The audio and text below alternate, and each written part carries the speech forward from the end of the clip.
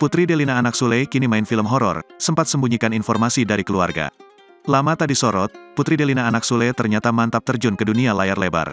Adik Rizky Febian tersebut membintangi film horor berjudul Wakaf. Wakaf menjadi film pertama bagi Putri Delina, artis yang sebelumnya memilih untuk fokus di bidang tarik suara. Main film Wakaf, Putri Delina mengaku awalnya tak memberitahu pada keluarganya. Rupanya, kakak Rizwan Fadila ini ingin memberikan kejutan untuk Sule, sang ayah. Lantas bagaimana reaksi Sule saat mengetahui anaknya main film horor? Jadi emang aku gak bilang ke ayah, Kak Iki sama yang lain juga kalau mau main film horor ini, ucap Putri Delina. Terus aku baru ngasih tahu ke semuanya pas baru mau syuting, beberapa hari sebelumnya supaya mereka surprise aja, lanjut Putri Delina sembari tertawa.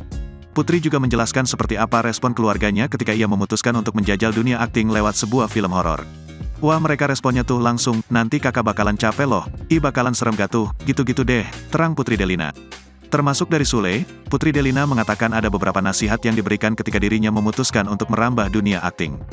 Dalam film Wakaf, Putri Delina berperan sebagai Delia, seorang gadis yang hidup sendiri setelah kakek dan neneknya meninggal dunia karena sebuah perselisihan tanah wakaf.